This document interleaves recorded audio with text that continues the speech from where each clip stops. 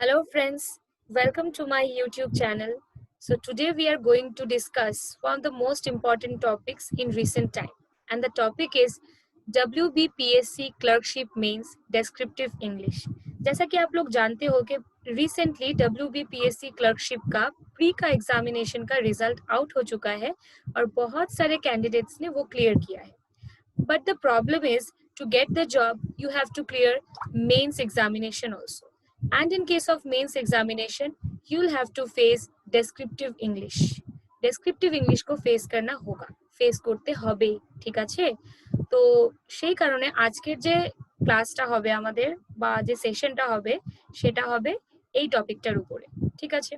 So the thing I want to make clear is ये वाला series में मैं दूसरे एग्जाम्स को भी इंक्लूड करूंगी नेक्स्ट जो वीडियोस आने वाले हैं मेरे उसमें, ठीक है? अभी क्या क्या है, जैसे कि सीजीएल का टायर 3 में भी डिस्क्रिप्टिव इंग्लिश आता है, सीएचएसएल टायर 2 में आता है, फिर बैंक एग्जाम्स के मेंस में भी आता है, ठीक है? WBCS में आता है. So I will include all the exams in my next videos, okay? But today's video is based on PSC clerkship mains, okay? अभी बात ये है कि आज हम बस जो टॉपिक्स है उसके बारे में बात करने वाले हैं और थोड़ा बहुत स्ट्रेटेजी जो है वो डिस्कस करने वाले हैं. इंपॉर्टेंट टॉपिक्स कुछ आपको बोलने वाले हैं. But in my next video I will include a kind of detailed, मतलब एक क्लास टाइप का एक होने वाला है. मतलब मान लो एक टॉपिक है, जो टॉपिक क्या है, क्या बोलते हैं इसको, समरी राइटिंग, ठीक है? या तो क्या बोलते हैं इसको, ट्रांसलेशन, ठीक है? ये सब जो टॉपिक्स है, जो टॉपिक्स है इधर इंक्लूडेड है, वो सब टॉपिक्स के बारे में हम डिटेल में बात करेंगे. वो कैसे लिखना होता है, क्या रूल्स होता है, ठीक है?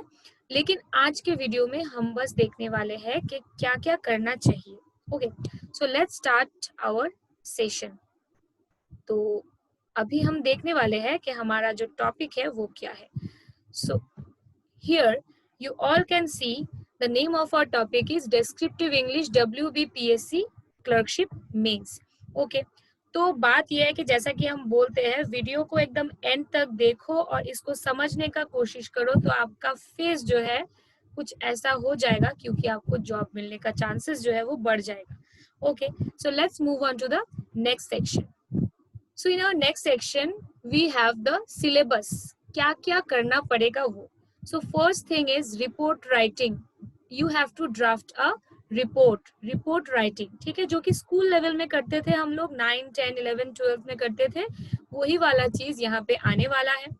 नेक्स्ट इज व्हाट, नेक्स्ट वाला जो टॉपिक है दैट इज समरी. समरी का दूसरा नाम क्या होता है, प्रेसीज. ओके, यहाँ पे क्या करना पड़ता है, अच्छा क्या करना पड़ता है वो हम नेक्स्ट वाला सेक्शन में जाके देखते हैं. अभी थोड़ा सा नाम जान लेते हैं.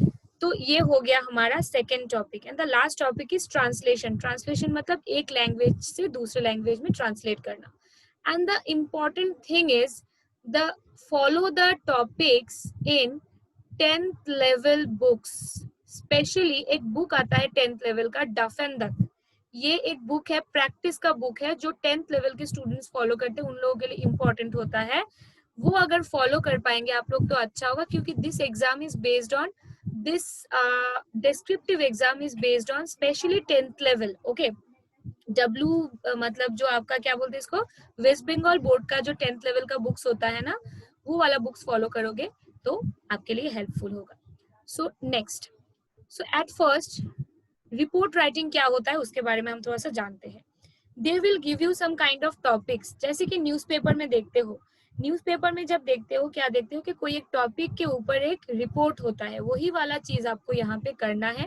কি করতে হবে সেটা হচ্ছে, सबसे पहले क्या है, टाइटल.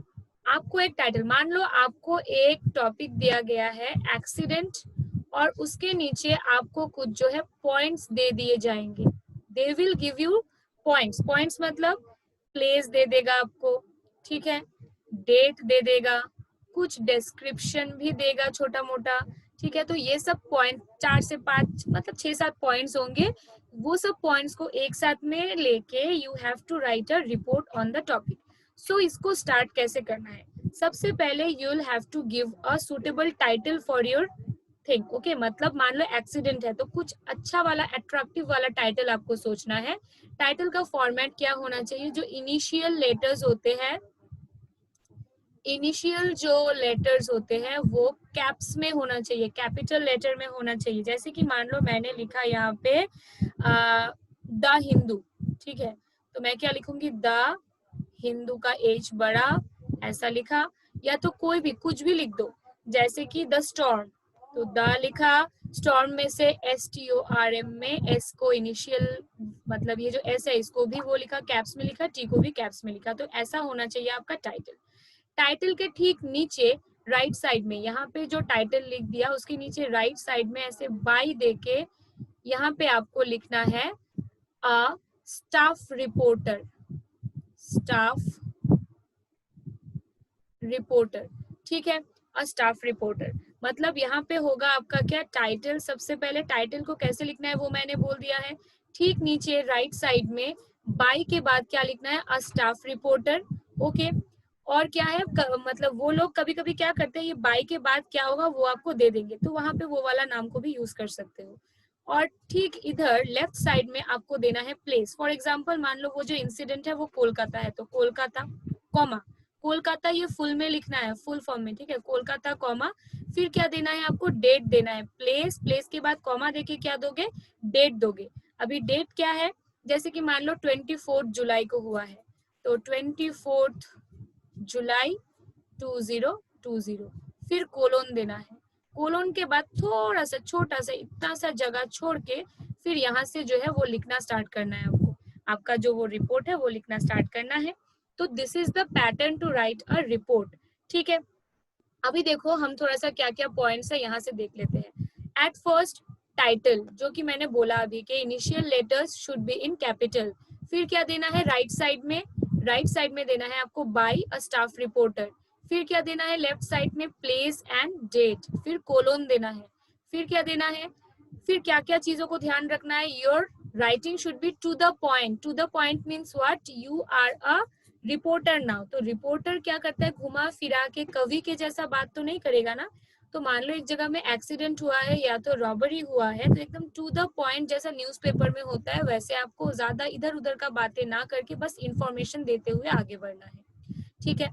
फिर क्या होना चाहिए? क्लियर लैंग्वेज, क्योंकि न्यूज़पेपर सबको रीड करना पड़ता है, रिपोर्ट सबको रीड करना पड़ता है, so your language should be understandable, मतलब अंडरस्टैंड कर पाए लोग, इस टाइप का। ज्यादा कॉम्प्लिकेटेड लैंग्वेज नहीं होना चाहिए। And it should be in past tense. क्यों पास्ट टेंस? क्योंकि जो इंसिडेंट है वो तो हो चुका है ना, so all the sentences should be in past tense. And don't use any direct speech.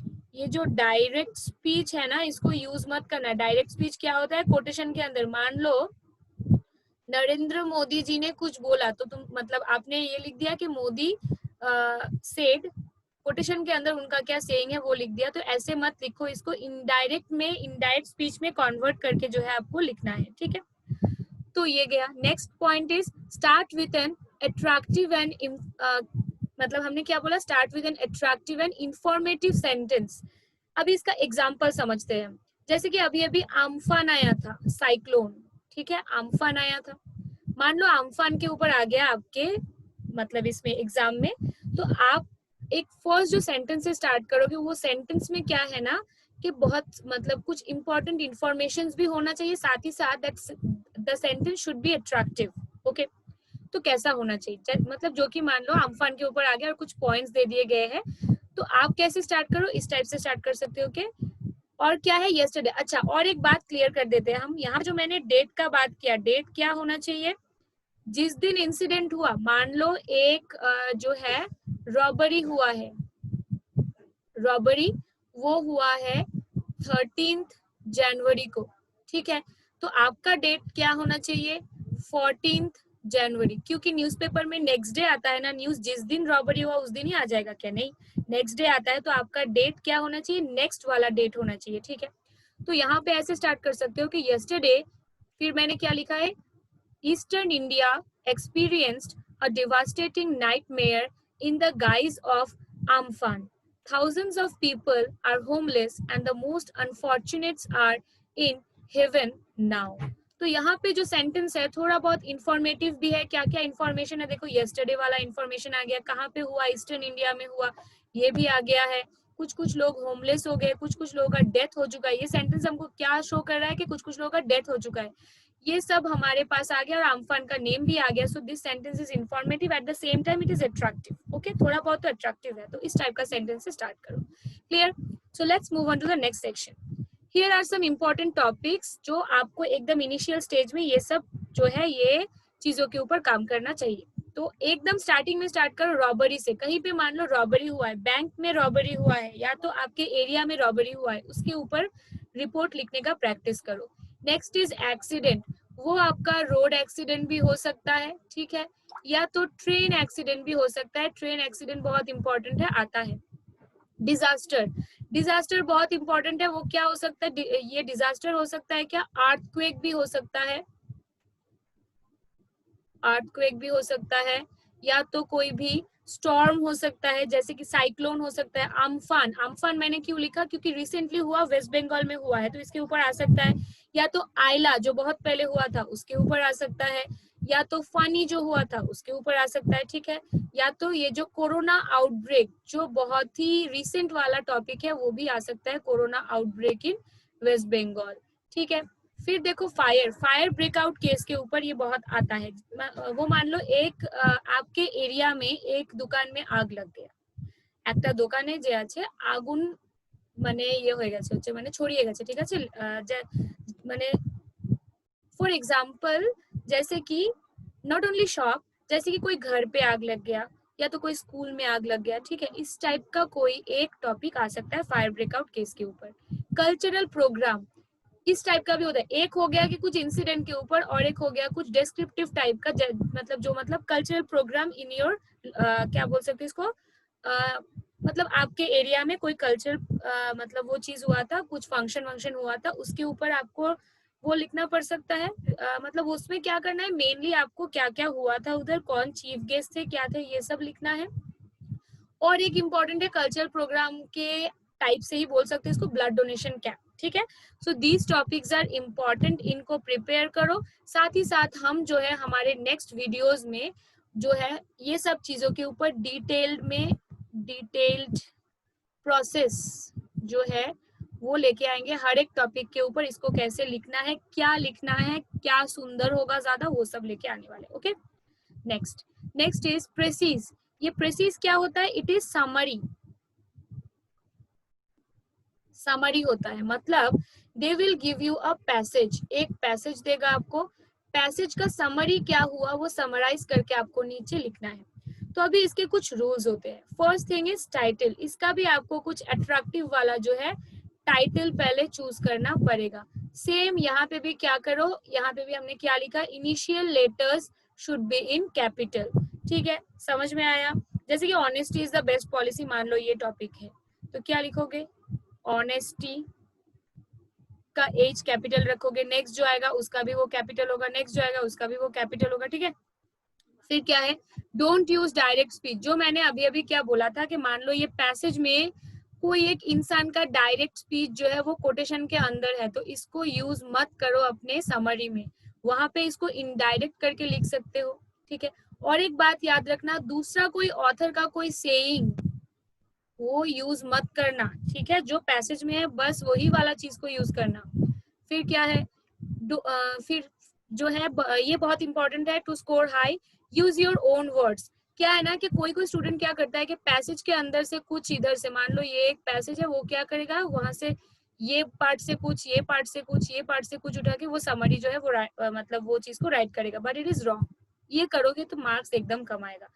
use your own words, try to learn synonyms of some important, some common words, for example जैसे कि मान लो एक बहुत ही common word good, फिर क्या हो सकता है, increase, ठीक है, happy, ठीक है, फिर मान लो honest, ठीक है, decrease, increase का opposite decrease, good का bad, happy का sad, कुछ भी जो जो कॉमन वर्ड्स होते हैं ना, जो स्पेशली यूज होते हैं, तो वो कॉमन वर्ड्स का सिनोनिम जो है लर्न करना स्टार्ट करो, ताकि जो है वो सब वर्ड्स को यूज कर पाओ in your summary. Okay, don't use own opinion, idea और क्रिटिसिज्म। दैट मीन्स पैसेज में कुछ लिखा हुआ है, उसके ऊपर अपना आइडिया पेश कर रहे हो, उधर अपना आइडिया लिख रहे हो कि according to me this is absolutely wrong. क्योंकि पैसेज को समराइज करना है, मतलब आपको अपना खुद का आइडिया नहीं डालना है। You should use your own words, but don't use your own opinion, don't give a kind of idea, don't give any kind of, don't try to मतलब क्या बोल सकते हैं इसको, कुछ चीज को कोई वो वाला पैसेज में जो आइडिया उसको क्रिटिसाइज करने का ट्राई मत करना, ठीक है। फिर बहुत इंपॉर्टेंट एक टॉपिक है, it should B 1/3 of the given passage. कभी कभी बोल के देता है 1/4, ठीक है, कभी कभी आपको बोल के देगा कि 1/4 होना चाहिए, लेकिन जनरल केस में ये बोल के मतलब ना देता है तो भी क्या है कि 1/3 होना चाहिए। मतलब फॉर एग्जाम्पल जैसे कि मान लो पैसेज में 60 लेटर्स है, तो इसको 3 से करो वो डिवाइड, तो क्या आ गया, मतलब वो क्या आ गया, ये करने के बाद में आ गया हमारे पास में 20। तो 20 लेटर्स का जो है मतलब 20, 22, 23 लेटर्स का जो है आपका समरी होना चाहिए, ठीक है। And the last thing is read the passage carefully and mark the keywords. बहुत इंपॉर्टेंट है, पैसेज को रीड नहीं करोगे तो समरी समझ नहीं पाओगे, ठीक है। तो इस वजह से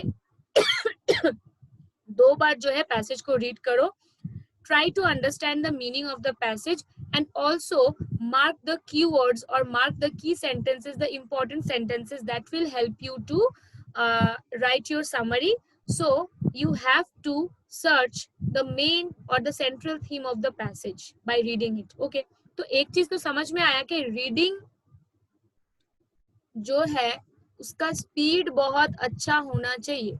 तो इस वजह से मैंने बहुत बार बहुत सारे वीडियोस में ये बोला है कि न्यूज़पेपर पढ़ना स्टार्ट करो, क्योंकि न्यूज़पेपर आपको क्या है ना, रिपोर्ट राइटिंग में भी हेल्प करेगा। इसलिए द हिंदू फॉलो करो, अभी से द हिंदू फॉलो करो, ठीक है।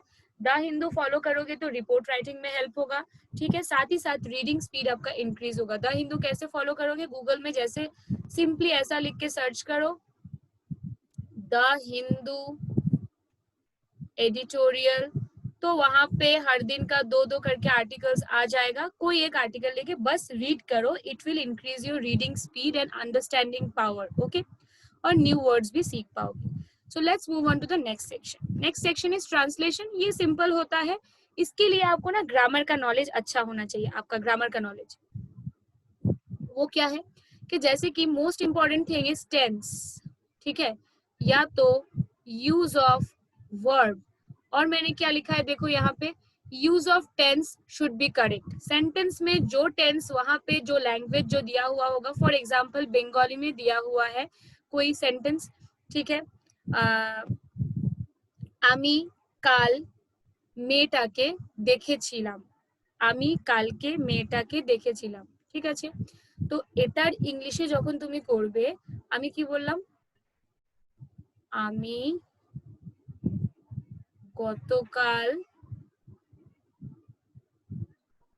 মেয়েটিকে দেখেছিলাম। এবার একজন স্টুডেন্ট কি লিখলো কে I have seen the girl yesterday। আরেকজন স্টুডেন্ট কি লিখলো I saw the girl yesterday। তো সেকেন্ড জন যেটা লিখলো সেটা একদম ঠিক লিখলো, আর ফার্স্ট জন যা লিখেছে সেটা একদম ভুল লিখেছে। why? here we can see have seen, have seen is wrong here। why? क्योंकि have seen मतलब ये आ गया है present perfect tense. Present perfect tense क्या होता है, ये होता है एक टाइप का past activity which is without past time. Specific past time नहीं दिया होगा तो बोल सकते हो I have seen the girl, okay. For example আমি মেয়েটাকে দেখেছি, तो क्या बोल सकते हो I have seen the girl.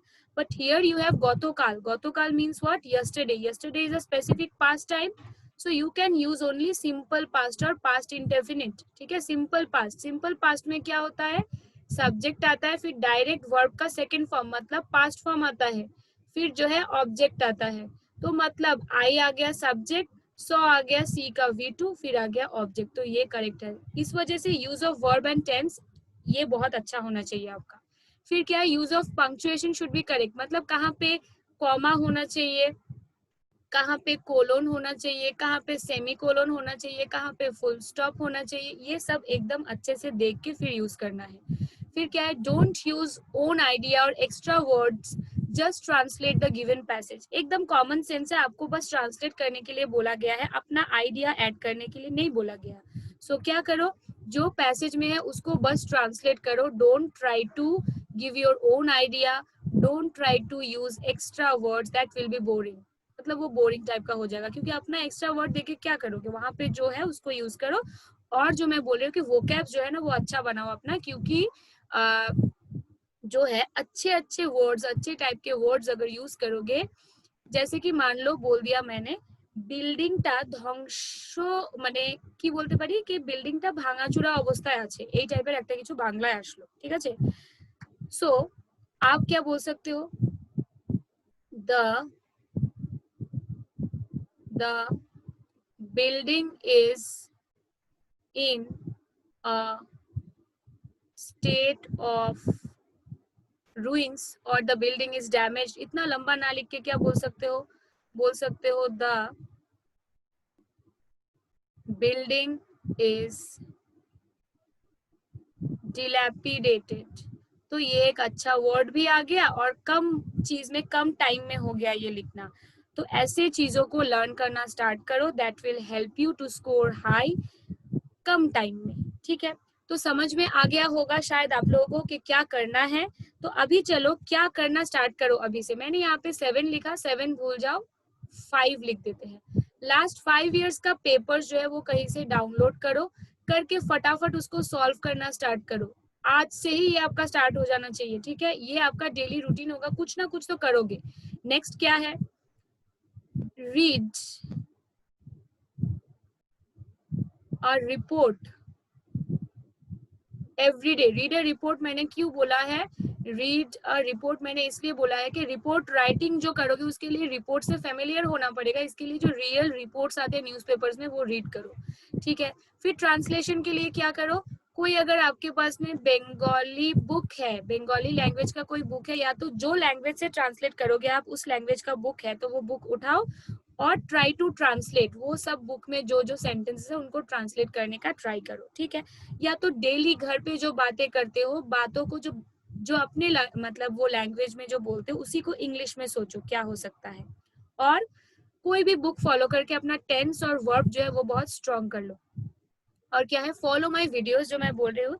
आप लोग एक चीज तो देख पाओगे कि मैं रेगुलरली एवरीडे वीडियो नहीं दे पा रही हूँ, क्योंकि मतलब थोड़ा सा काम होता है हमको, तो इस वजह से। तो मैं ट्राई करूंगी अभी से कि एवरी डे या तो एक दिन बाद बाद मैं इस टॉपिक के ऊपर जो है वीडियोस अलग से लाऊंगी।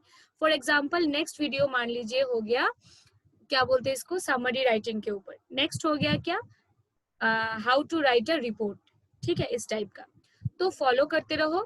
और क्या है, फॉलो माय एफबी पेज। मैं ट्राई करूंगी हमारे मतलब जो मेरा एफबी पेज है उधर कुछ ट्रांसलेशन या तो रिपोर्ट राइटिंग ये सब देने के लिए, जो कि आप सॉल्व करोगे तो आपके लिए हेल्पफुल होगा, ठीक है। और ये जो मेरा फेसबुक पेज का लिंक है वो मैं डिस्क्रिप्शन बॉक्स में दे दूंगी, वहां से जाके फेसबुक पेज को लाइक और फॉलो करना स्टार्ट कर देना। And the most important thing is subscribe my channel, please subscribe my channel. Why subscribe नहीं करोगे तो हमको जो है ना, मतलब क्या बोलते हैं इसको, मतलब ज्यादा से ज्यादा एनकरेजमेंट जो है वो नहीं मिलेगा और ज्यादा अच्छा अच्छा टॉपिक लेके आने के लिए।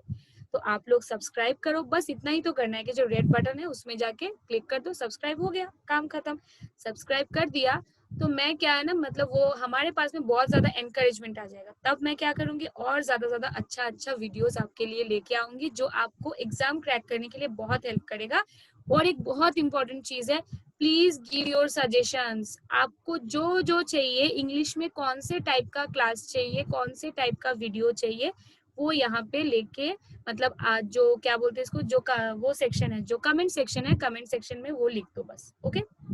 তো আজকের মতো ভিডিওটা এখানেই শেষ করছি, ঠিক আছে। আর এটুকু প্রমিস করতে পারি যে আমি মানে এরপরের থেকে এমন কিছু ক্লাসেস নিয়ে আসবো যার দ্বারা পিএসসি ক্লার্কশিপ মেইনস এর পেপারটা, ইংলিশের পেপারটা তোমাদের খুব ভালো হবে। আরেকটা লাস্ট কথা বলে দিচ্ছি যে এটাতে বেঙ্গলিও আছে। গ্রুপ এ তে কি থাকে ইংলিশ, গ্রুপ বি তে কি থাকে বেঙ্গলি। বেঙ্গলিতেও সেম টপিকস আছে, রিপোর্ট রাইটিং আছে, সামারি রাইটিং আছে, ট্রান্সলেশন আছে। ট্রান্সলেশনে কি করতে হয়, ইংলিশ থেকে বাংলায় ট্রান্সলেট করতে হবে, ঠিক আছে। তো ওটার উপরেও যদি পারি আমি অল্প কিছু ভিডিওস নিয়ে আসবো যেগুলো তোমাদেরকে হেল্প করবে। তো আজকের মতো এখানেই শেষ করছি। Please like this video if you like it, मतलब लाइक बटन में क्लिक कर दो अगर लाइक कर रहे हो वीडियो को। अगर अच्छा लगा है, कुछ भी हेल्प हुआ है, सब्सक्राइब करो and please share my video. Okay, तो आज के लिए जो है हम यहाँ पे ही रखते हैं, यहाँ पे ही खत्म करते हैं। नेक्स्ट वीडियोस के लिए वेट कीजिए, हम आएंगे। तो bye bye, stay safe, stay home.